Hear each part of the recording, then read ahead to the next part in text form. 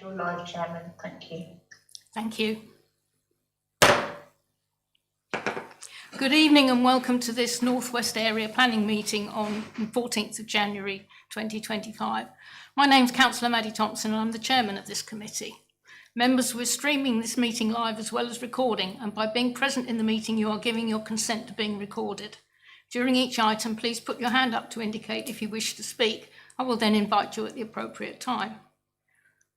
Please note that the YouTube live stream sound recording is dependent on the correct use of the microphones. Therefore, can I ask that when invited to speak, you remember to turn on your microphone and turn it off when finished.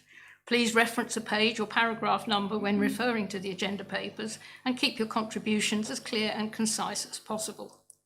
We do not have any fire alarm testing scheduled for today. If you hear the alarm, please exit using either of the two marked fire escape routes. Once out of the building, please proceed to the designated muster point located on the grass verge by the police station entrance.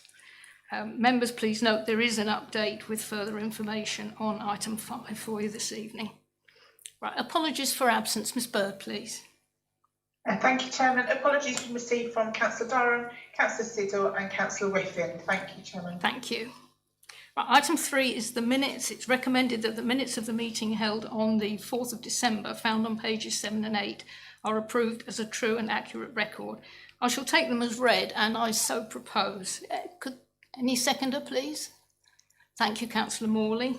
Any matters of accuracy, members? So can we agree those by assent? Thank you very much.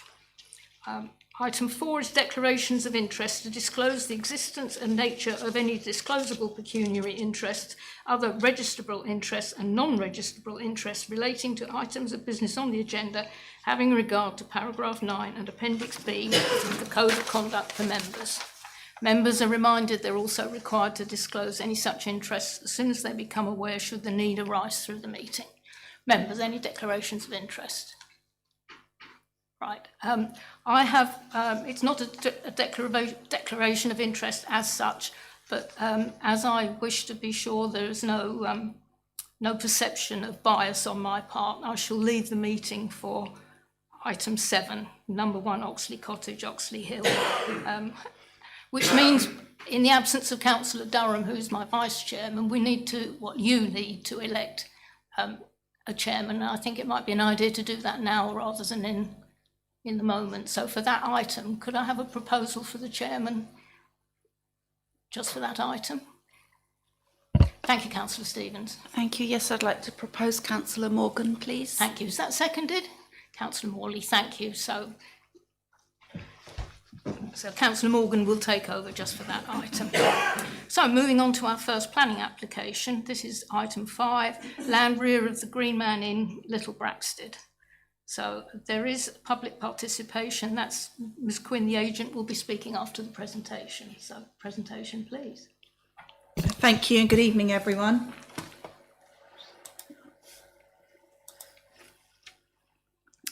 So this is a full planning application for the construction of a detached 5-bedroomed dwelling on land to the rear of Green Man Public House, Little Braxted. The site is located to the western side of Kelvedon Road and to the southern side of Green Man Lane. It's situated to the rear south of the Green Man Public House, which can be seen here, which is Grade 2 listed. It's outside of the defined development boundary. In the committee report, officers have raised concerns regarding the accessibility and sustainability of the site. There is concern that prospective occupants of the dwelling would be heavily reliant on private vehicle to access services and facilities. The committee report and member update refers to a recently dismissed appeal decision, which came in December 2024, for a site on Carter's Lane. Just to give members a bit of context, this is the site here, and this is the application site. The inspector commented that the proposal would not provide for safe connections on the road for regular use, either on foot or by bicycle, to access services and facilities in Wickham Bishops. Officers consider that given the same roads would be used by occupants of the site being considered here, that similar conclusions have been drawn regarding the sustainability and accessibility of the site, and this appeal decision has been given significant weight.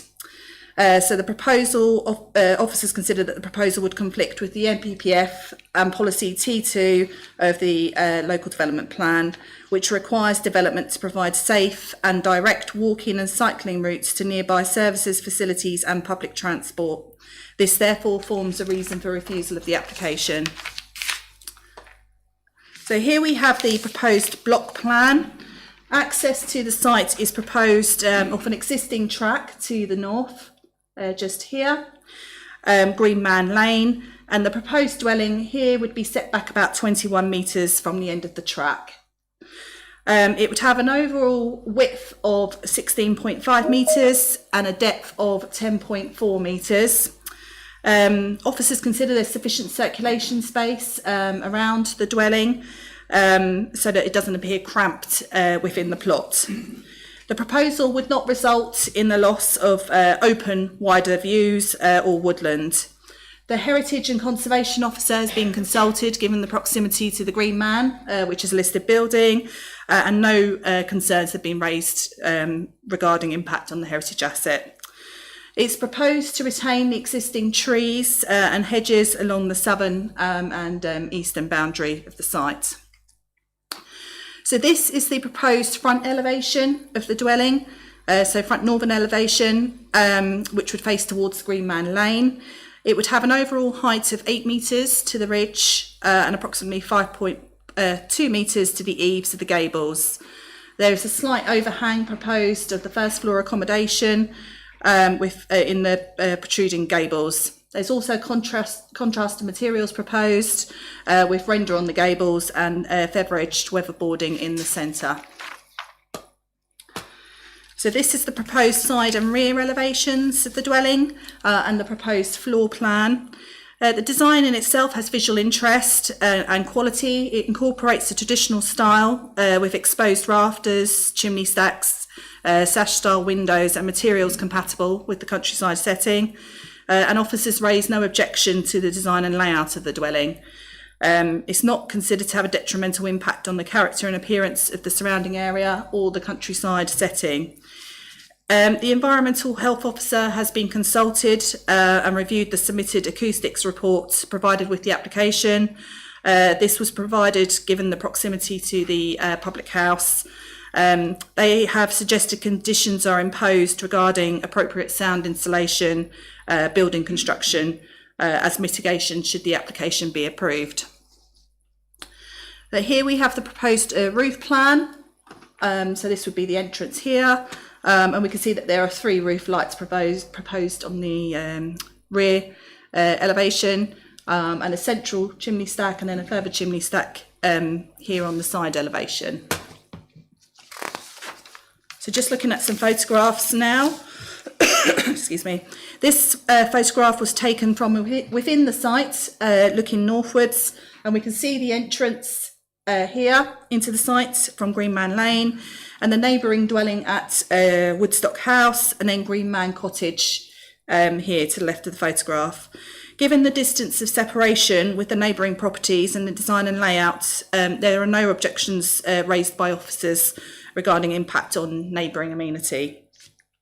There is a ditch which runs through the site, which is about here.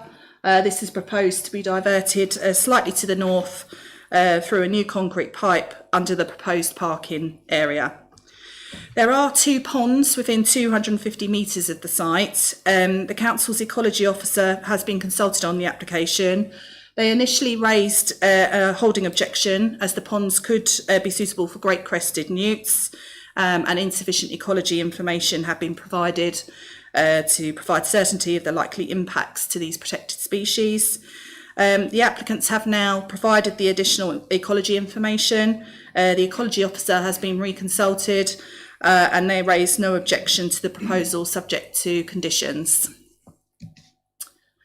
This photograph shows the southwestern boundary of the site. We can see it's quite established with vegetation and woodland, which is proposed to be retained. This photograph was taken towards the northeastern boundary of the site. We could just make out some close bordered fencing here, which has been erected around the pub garden for the Green Man public house. And in this photograph, looking eastwards, we can see the fence for the Green Man again here. And then we can see another neighbouring dwelling in here in the distance, half-acre house in the background. In this photograph, we've got the entrance from Green Man Lane, looking in towards the site here. And this is taken from the entrance. There is like a horse paddock just beyond the tree boundary in the background here. And then here, this is immediately to the left of the site, and it's the water pumping station. So in summary, as the council cannot demonstrate a 5-year housing land supply, the tilted balance is now engaged.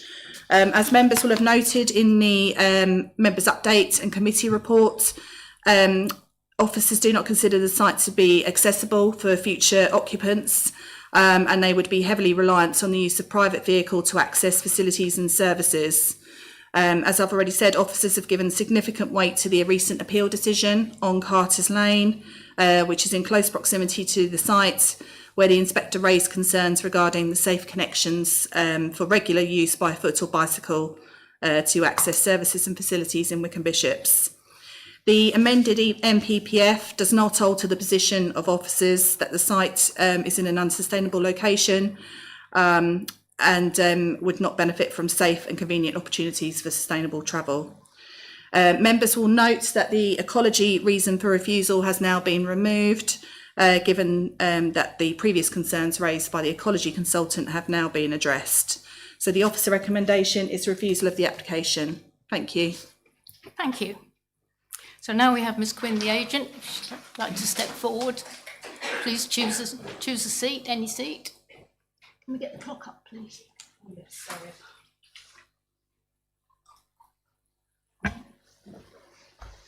Two minutes.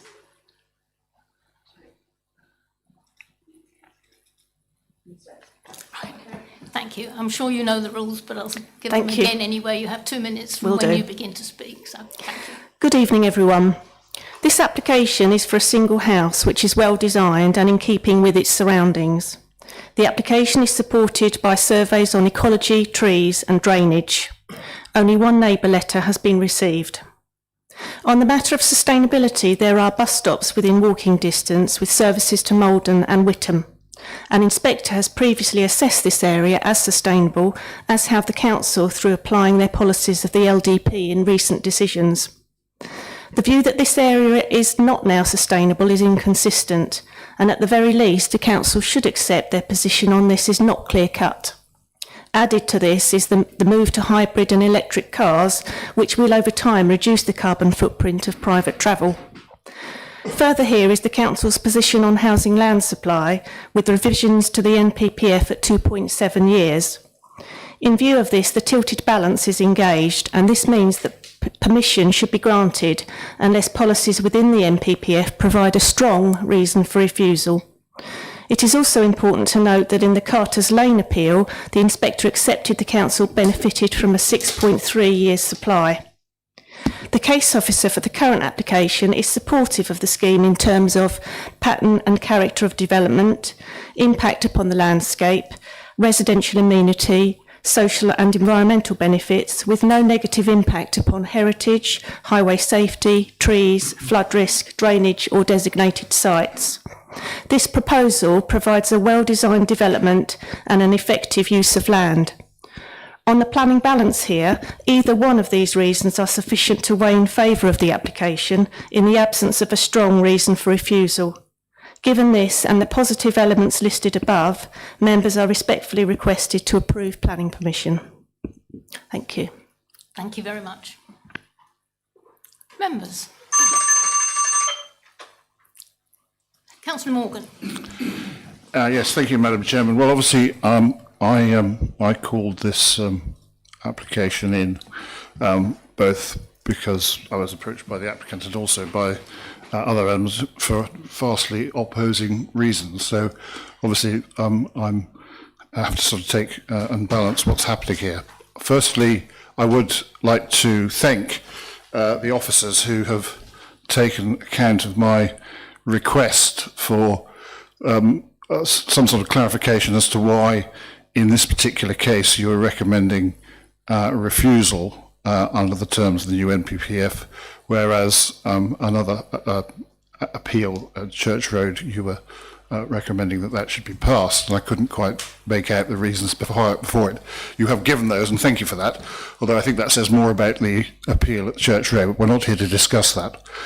What, through you, Chair, I would like to ask them, if they're prepared to comment, is why they actually passed an application for a development in Heath Lane, which, for those of you who are unaware of it, is just over the road from the Green Man public house, and no more than, I think, about 300 metres from this particular application, which was a very large development. And I'm wondering why that was considered to be sustainable, whereas in this particular case, this application isn't.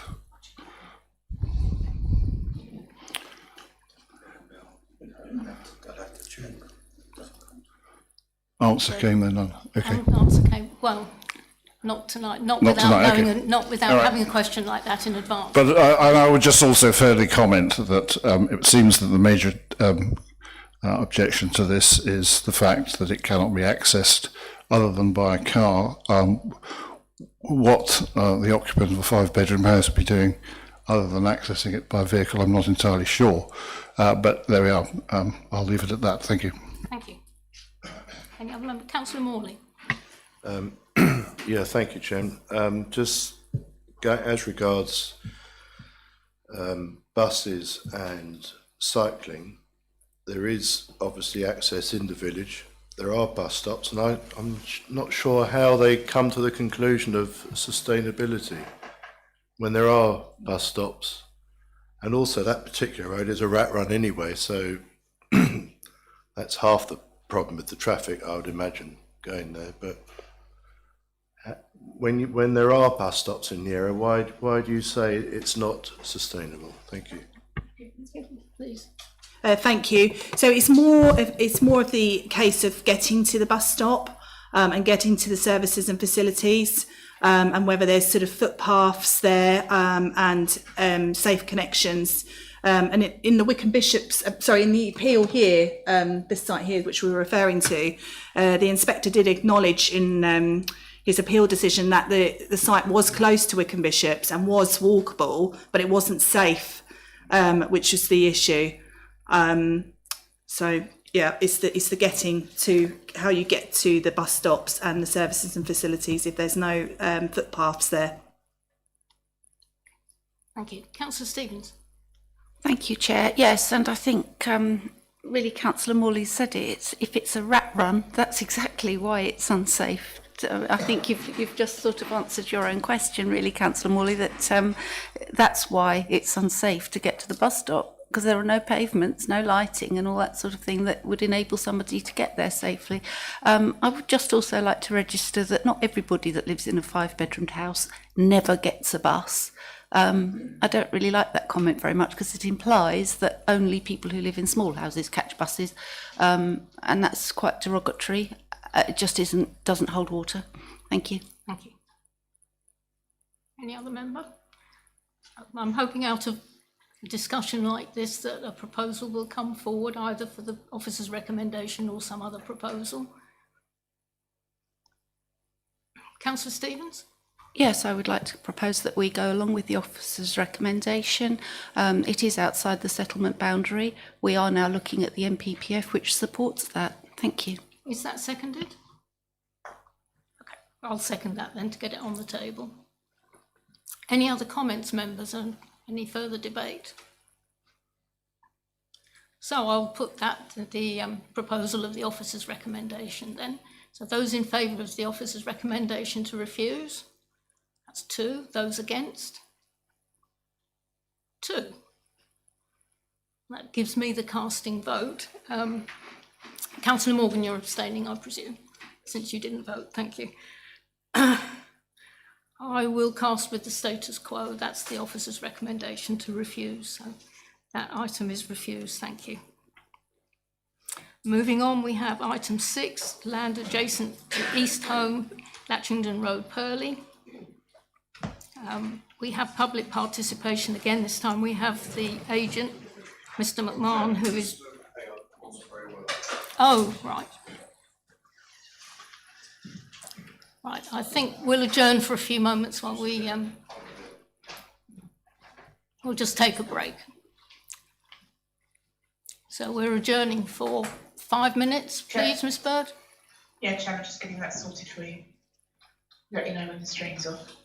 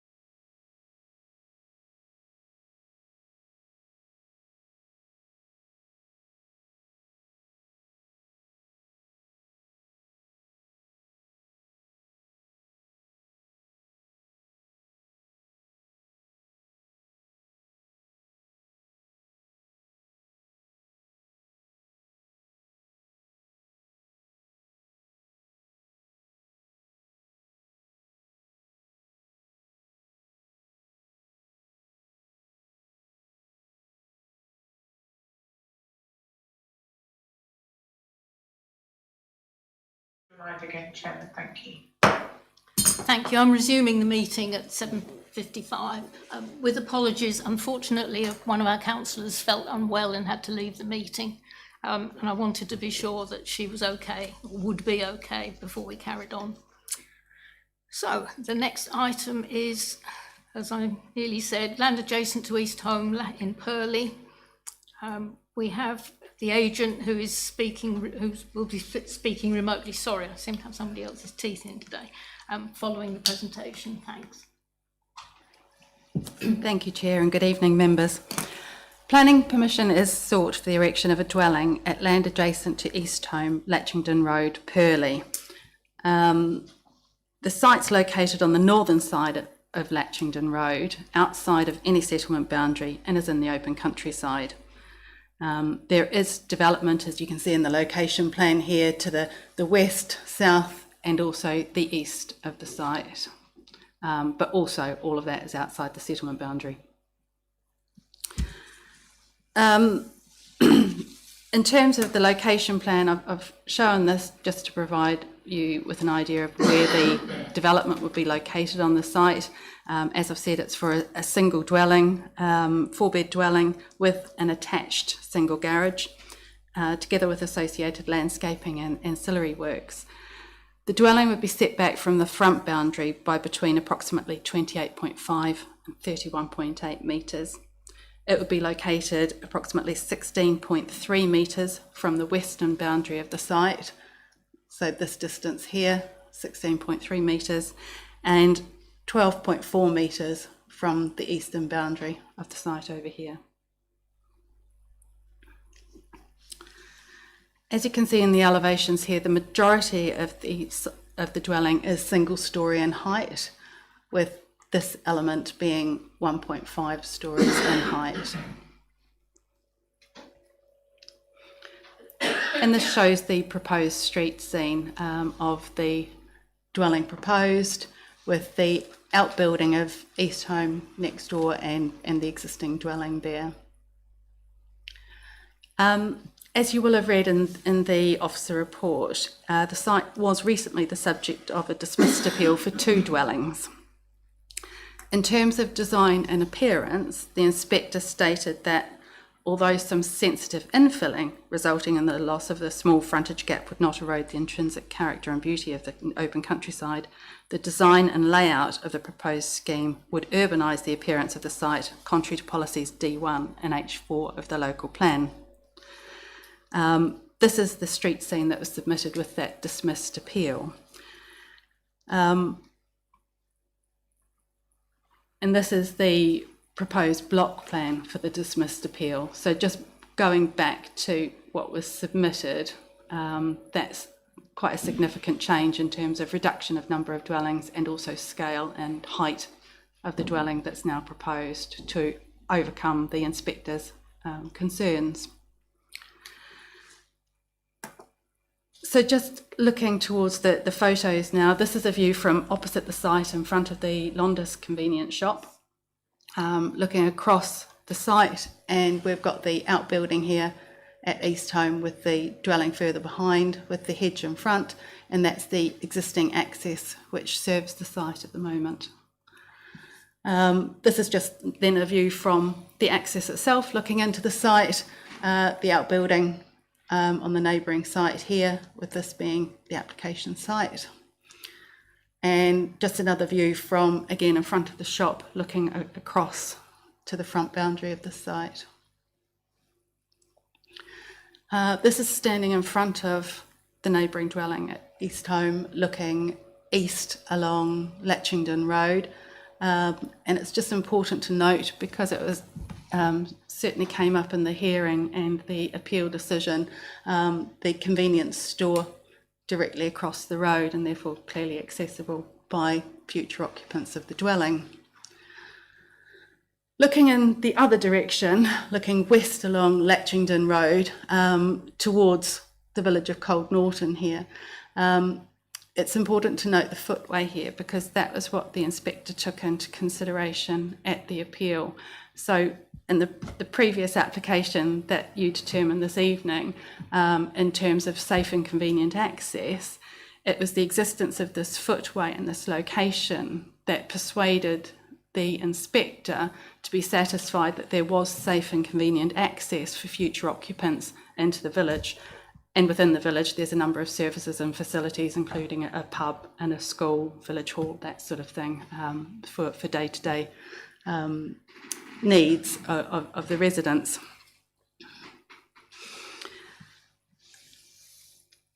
So although the site is outside the settlement boundary, the inspector considered that the facilities and services within the village would be accessible to future occupants, and also noted that the convenience store opposite was accessible by future occupants.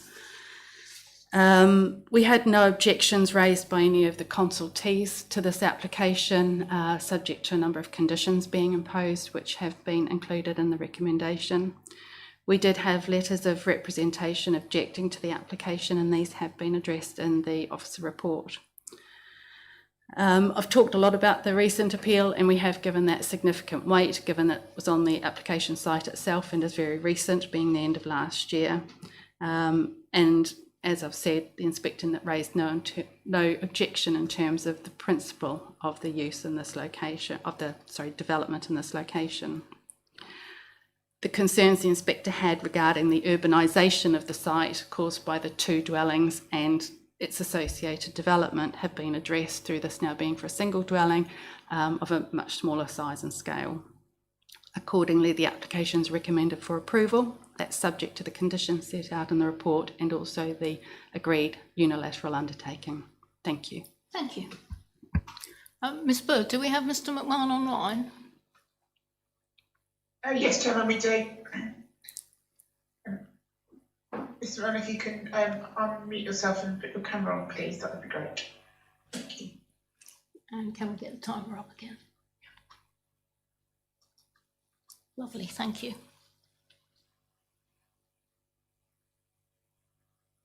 Mr McMahon. Right, you have 2 minutes.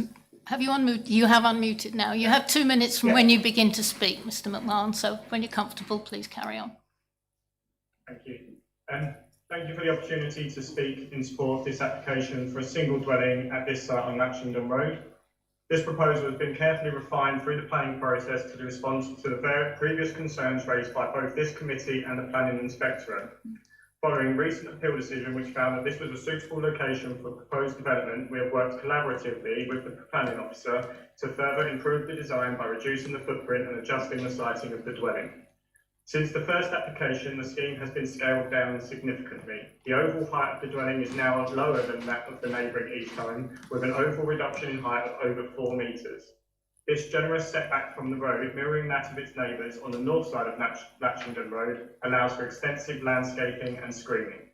This helps the proposal blend seamlessly into its surroundings while maintaining a high-quality contemporary design that respects the semi-rural character of the area. Importantly, the scheme achieves a measurable biodiversity net gain well in excess of 10%. This not only enhances the ecological value of the site, but also safeguards the rear portion of the land against future development due to the 30-year management requirement, addressing concerns raised by some residents. In summary, this application represents a thoughtful response to the site's context, incorporating feedback at every stage to deliver a sustainable and sensitive proposal. Therefore, in light of this, and with recent changes to the NPPF in mind, I respectfully request that the committee resolve to approve this application. Thank you. Thank you. Members? Would someone like to start us off? Councillor Morley? I propose we go with the officer's decision and approve it. Okay, is that seconded?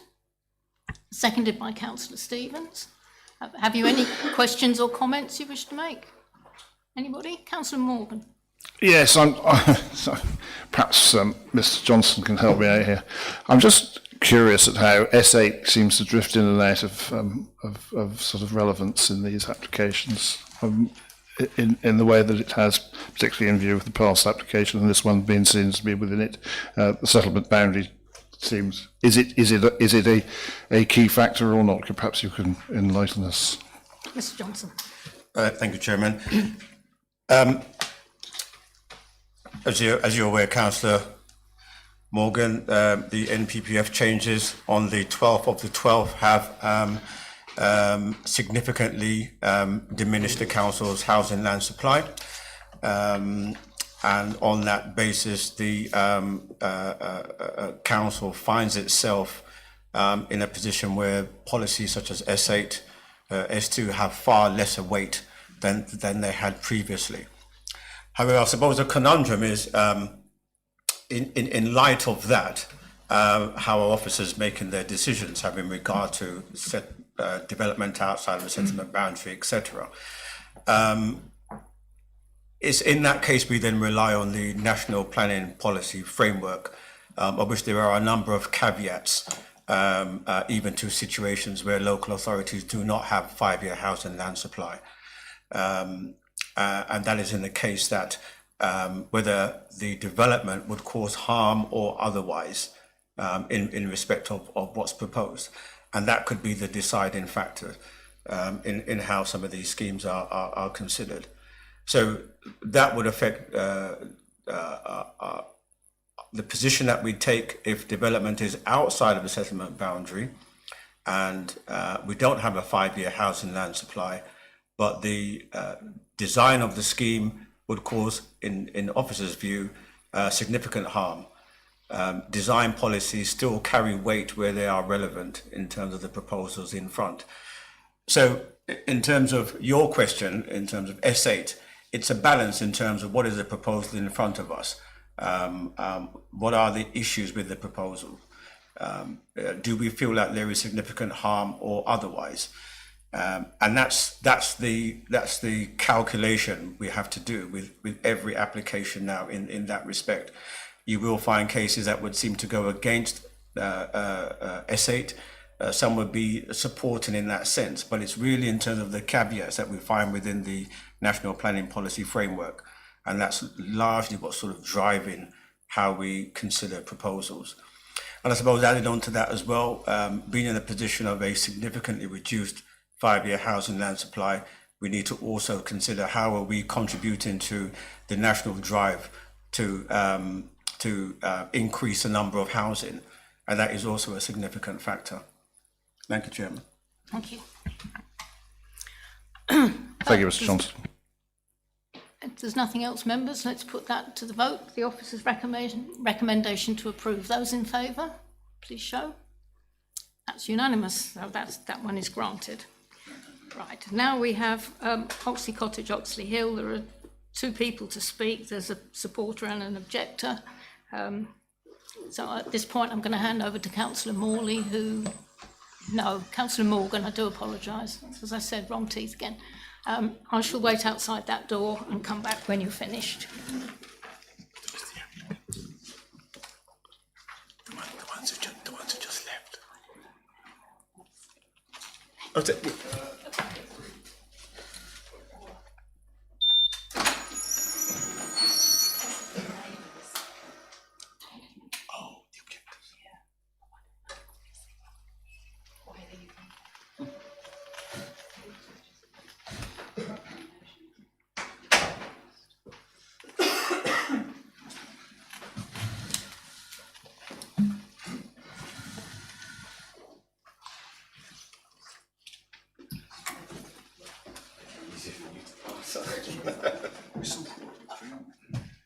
Yes.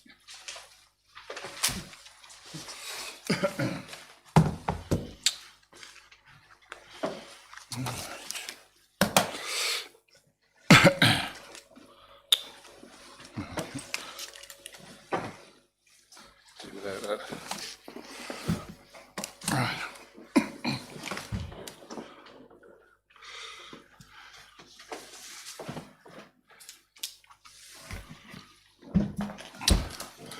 Okay, pressing on then to the next item 7, 1 Oxley Cottage, 1 Oxley Hill, Tolleshunt, Darcy. And who's leading us through that? Yep. Okay, thanks very much. Thank you. So this application is for retrospective alterations to a detached garage, which was previously granted planning permission in 2016. including raising the ridge height, altered roof pitches, changes to fenestration and external materials. The application site is situated on the eastern side of Oxley Hill at its junction with Top Road. It's situated outside of the defined development boundary. The site forms part of a semi-detached dwelling with a frontage onto Oxley Hill. There is private access to the north rear of the dwellings along a track which provides vehicular access to both properties. In May 2016, planning permission was granted at committee for a 2-storey side extension and a double garage. The garage is currently under construction and can be seen here and here. This application proposes amendments to the approved scheme, including a change of material for the exterior from cladding to red brick, a change of roof pitch from 20 degrees to 25 degree with increased ridge height to 4.4 metres, and alterations to the fenestration, removal of a window on a southern elevation, insertion of 2 roof lights on the northeastern elevation, and repositioning of external door for garage on northeastern elevation. Looking at the approved elevations, these are the only 2 elevations that were approved in the 2016 application. The approved scheme had a height of 3.9 metres and a roof pitch of 20 degrees. There were no elevations submitted of the southern elevation of the garage, so this elevation here, or the western elevation, facing towards the neighbouring properties. Officers are concerned that without these elevations, it would not have been possible to fully understand or assess the impact of the proposal on neighbouring amenity at number 2 Oxley Hill. So this is the current proposal that we have, and these are the elevations that have been submitted. It's proposed to increase the ridge height here to 4.4 metres and change the roof pitch to 25 degrees. And we do have the southern and western elevations in this here, the bottom. So this is the proposed floor plan and roof plan, and we can see that there are 2 single roof lights proposed here, and this is this side here would be the side facing towards the neighbouring property. Looking at some photographs now, so this is the garage. It's visible from within the street scene of Oxley Hill. Officers do not consider that the increase in ridge height or alterations proposed would have a significantly greater impact on the character and appearance of the surrounding area or the host dwelling from that of the proposal approved in 2016. So we can see how far it's along with the construction. And you can see in this photograph here, the red brick material here. So we can see the relationship between the garage and the host dwelling, and we could just make out the neighbouring property number 2 in the background. Officers don't raise any objection regarding the change of material from weatherboard cladding to red brick. It just breaks up the cladding within the site, and the red brick material is considered compatible with the countryside setting. So this is the northern elevation of the garage, so facing towards the track, and this is the proposal to install the 2 roof lights here and reposition the external door on this elevation. The roof lights are considered compatible with the size of the roof slope and do not appear harmful to the character and appearance of the surrounding area. This photograph here was taken from within the neighbouring property's garden at number 2 Oxley Hill, and we can see this is the southern elevation of the garage. We can see, just to give a bit of context, these are 6-foot fencing here. And in this photograph, it's from the side garden of 2 Oxley Hill, and we can see the gabled elevation that has been constructed. And this is another photograph of the southern elevation. Officers are concerned that it appears oppressive and overbearing from the garden of number 2 Oxley Hill. This is exacerbated by the proximity of the proposal to the boundary, 0.8 metres, and the depth of the built form, which is almost the entire length of this shared boundary here. There's concern that it appears dominant and results in an unneighbourly form of development, which creates a poor outlook for occupiers of number 2 Oxley Hill. And this is another photograph of the southern gable that's been constructed. And we can see the pedestrian access here, just to give you an idea of the depth of the extension into the garden for number 2. So in summary, officers are consider that the proposed amendments, including the increased ridge height, change in pitch and change in external material, would not have a significantly greater impact on the street scene or character and appearance of the host dwelling. However, there is concern regarding the impact of the proposed southern gabled elevation and the impact on neighbouring amenity for number 2 Oxley Hill. It would appear dominant, oppressive and overbearing and would create a poor outlook for the occupiers of number 2. The officer recommendation is refusal of the application. Thank you. Thank you. I think we have 2 representations. Firstly, from Miss Susan Rayner. Sit yourself at one of the seats.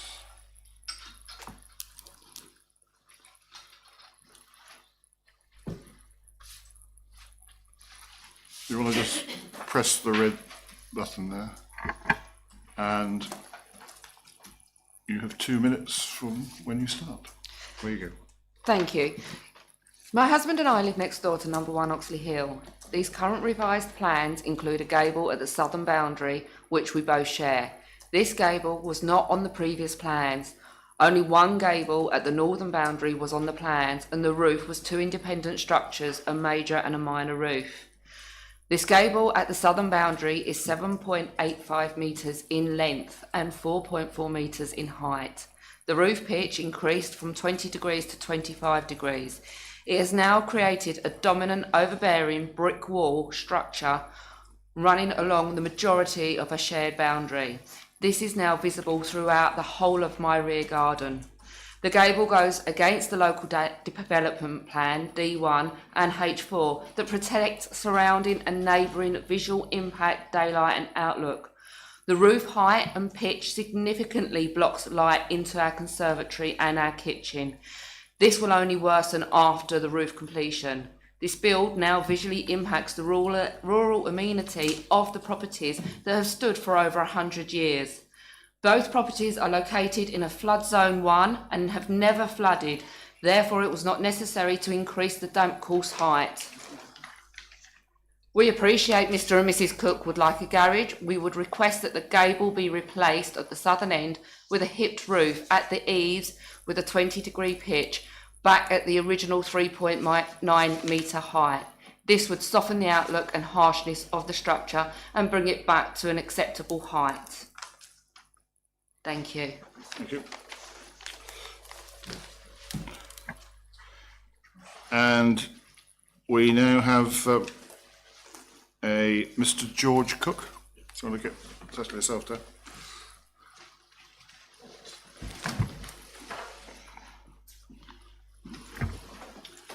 We reset the clock. Good evening, Okay, so you have 2 minutes from when you start, Mr. Cook. Good evening, Chairman, councillors. I'd just like to say a couple of comments. Oh, it hasn't started. Sorry. That's right. Unfortunately, it's not possible to create a hip end on the building because of the angle of the back of the property. And I've got a letter here from the truss manufacturer stating that, and it was never designed to have a hip end on it. So there's nothing possible to do. If we reduce the pitch to 20 degrees, it's not actually going to achieve anything. It's still going to be the same roof, the roof that was designed in the first place. It didn't have a major and a minor roof. That isn't a thing. It's not possible to construct it. So if we reduce the pitch, which was an oversight on our behalf, because it was just a total oversight. We ordered the roof with a 25-degree pitch, not a 20. There's no advantage to having the 25-degree pitch.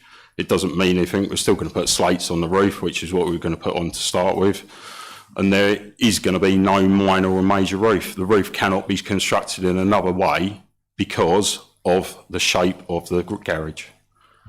And that's the end of it. Thank you. Thank you.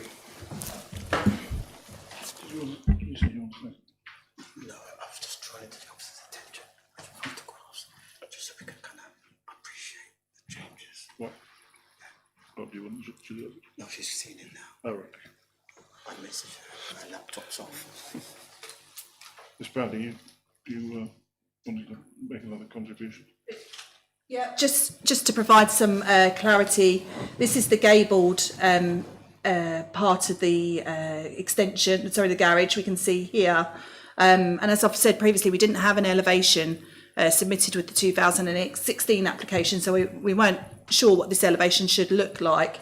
But the increase is from this part here. Thank you. Right. Members. Councillor Stevens. Thank you. I'd just like to say, first of all, that just because one thing can't be built for whatever reasons that I didn't really understand, that does not mean that you've got instant approval to build something else. You need to build what you're allowed to build. I'm quite surprised that the officers are finding that changing it to brick doesn't make any difference, because I would have thought if it was black barge boarded, it would, just by being really dark, would have far less significance. So I'm maybe somebody could clarify that a bit. And could you also please just clarify for me, apart from the angle of the roof, basically the height of this gable has increased, has it, please? And those are the things that I feel worried about, that the gable height has increased, and by being brick, it's much brighter than it would have been. Thank you.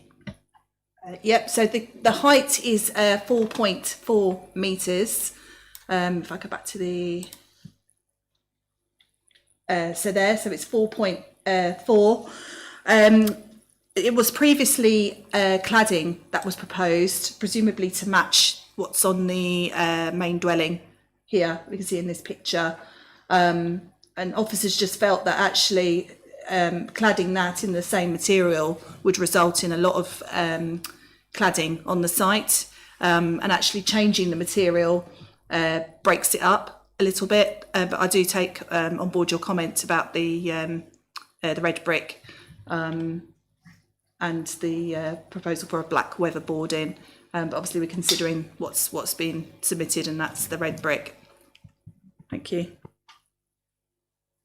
Councillor Morley. Thank you, Chairman. Thank you, officers. Is there a picture of the rear of the property so we can see the outlook of what the neighbours have? Do they have? I know where they are, but do they have sort of full view of the fields all out the back? Is it just the side? Yeah, I mean, in the previous, I did look at the site photos for the 2016 application. Sorry, I did look at the site photos for the 2016 application, and it was, obviously there would have been views, particularly from, for the first floor of the fields beyond, but it does cover more or less the whole of that boundary. And actually, if we go to this one here, they have got some fencing along the back, but they had vehicles parked in this part here. If I may come back, yeah, I think that view looks across Top Road, if I remember rightly. Yes. The other one is an open view, isn't it, of fields that go up to the village hall, and so they have that. I just wondered how much of the view had been removed, but okay, thank you. Yeah, just to make a comment. I mean, it does appear to me the position in front of members is the extent of increase through this development over what's been approved. Now, although there wasn't the side elevation previously, there would have been an extent of development up to 4.1 meters high or something, yeah? And now it's going up to, is it 4.4? And now it's proposed, well, it's as built up to 5.4, yeah?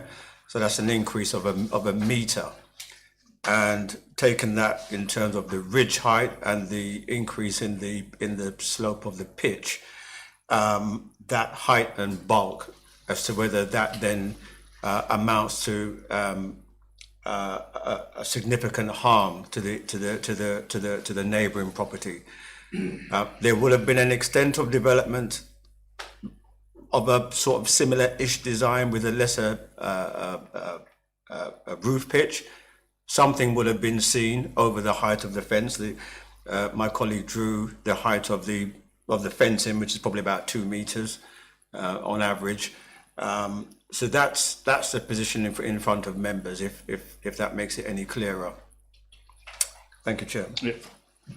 Yeah, thank you. Just to provide some clarity there. So the approved scheme had a height to the ridge of 3.9 metres, and the height that's proposed and what's been constructed is 4.4 metres. Okay. Yeah, is the reason for this just because somebody made an error in getting the wrong roof pitch? Effectively, is that as far as we know? Yeah, that amounts to it. That's what it is. Right. Well, members, Councillor Stevens.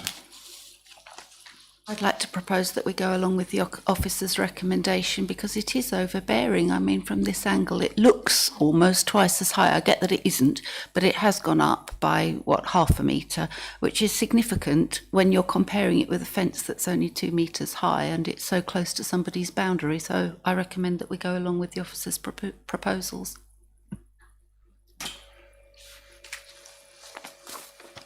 Right, well, as I'm in the chair, I will second that. So,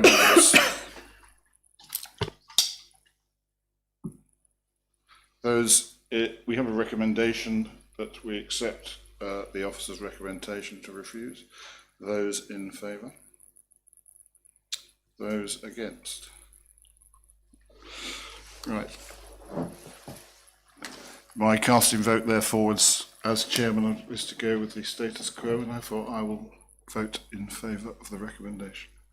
That matter was refused. Thank you. Right, we'll now get, if we can get to Councillor Totham.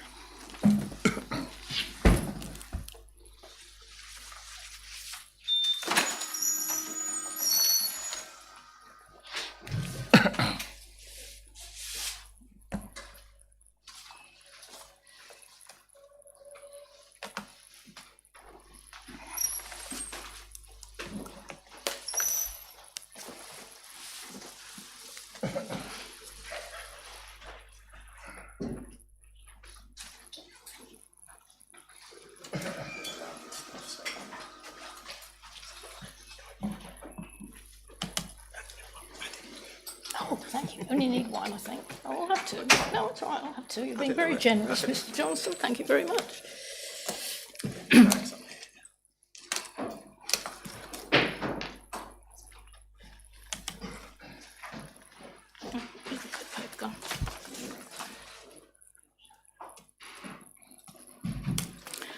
Thank you for that, Councillor Morgan. Thank you for taking over. So moving on, we have our last application, which is for a tree preservation order.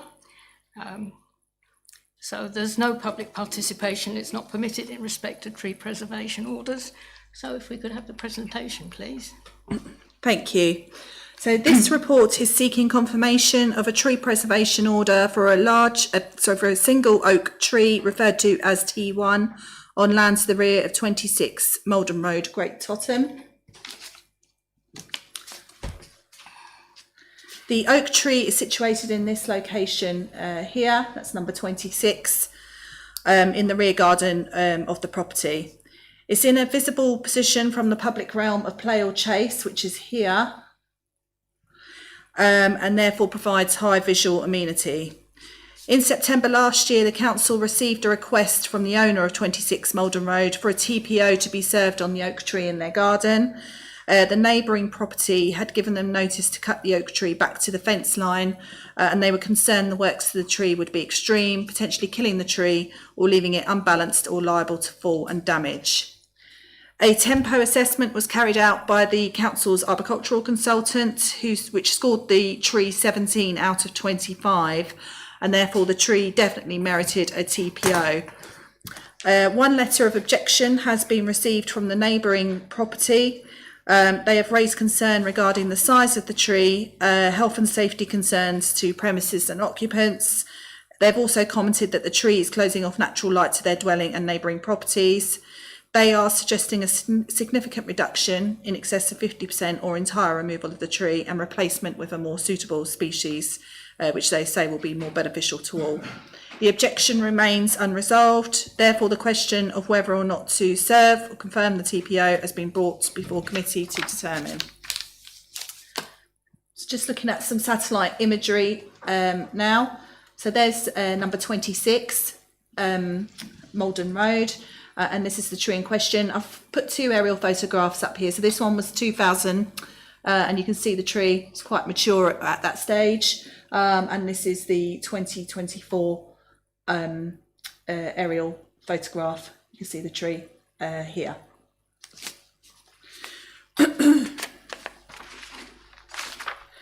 So the left photograph here was taken from Purleigh Chase, and we can see the tree in the background. It's taken during the summer months. And on the right, we have a photograph of the tree taken from within the garden of 26 Maldon Road. It's taken during the winter. The tempo assessment carried out concluded that the canopy of the tree showed it to be in good condition, free of ill health and major defects, and in its location, it's expected that the tree can continue to thrive for 100 plus years. So in conclusion, the tempo assessment carried out scored high enough for the tree to definitely merit a TPO. The TPO tree makes a contribution to the character and appearance of the surrounding area due to its size and location. And the officer recommendation is that the TPO is confirmed to prevent inappropriate works being carried out, which could harm the amenity value and overall health of the tree. Thank you. Thank you. Members. Councillor Morgan. I propose that we accept the officer's recommendation. Is that seconded? Seconded by Councillor Morley. I'll second it. Any questions or comments, members? Well, it was probably there before the houses, so I think the tree stands, as they say. Councillor Stevens. Thank you. I agree with that. I did just ask the officers a few questions on this one, just to sort of fill my knowledge in. Could I invite the officers to just go through a few of the comments where in the public report against each of the objection comments, it just says noted, which I feel isn't very informative to residents. Would you be able, please, through you, Chair, would you be able to please just clarify a bit more the information that you gave me for the benefit of residents, please? Thank you. Yes, no problem.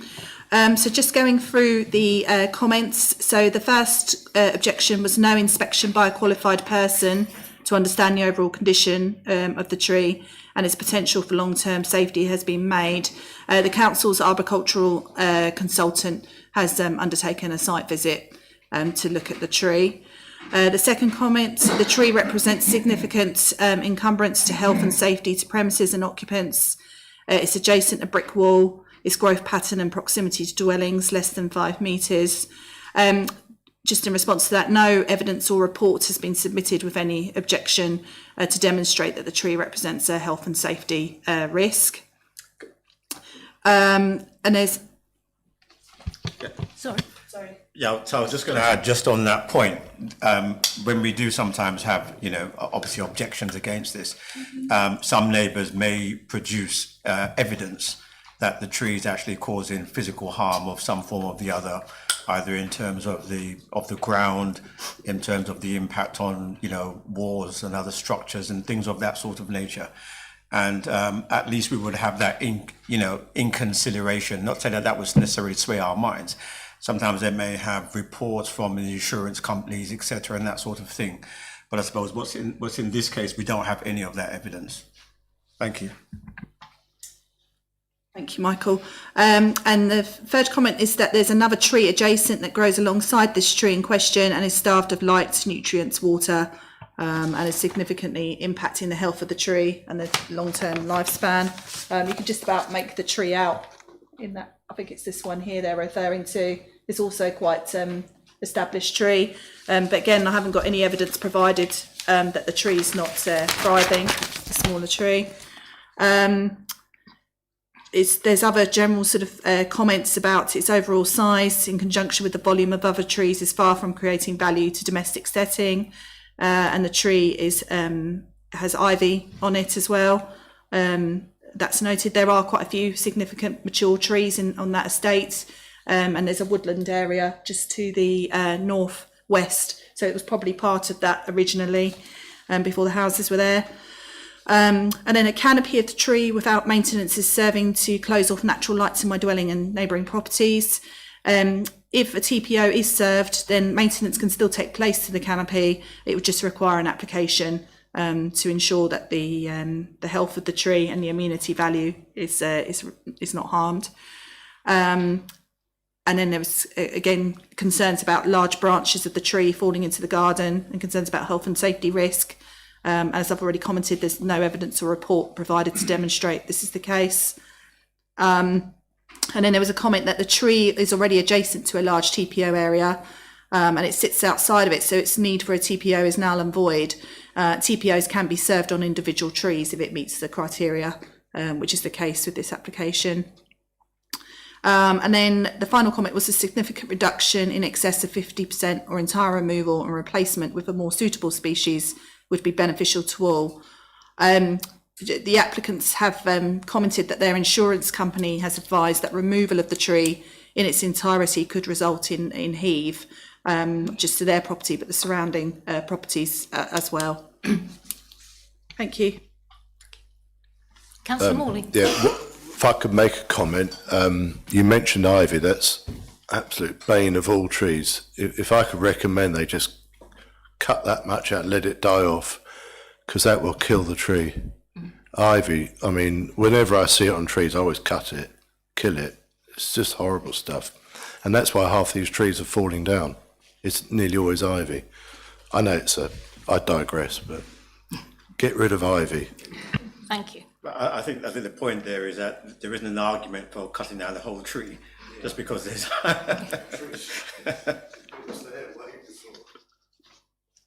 Councillor Stevens? Sorry, you were reaching for your microphone, I thought.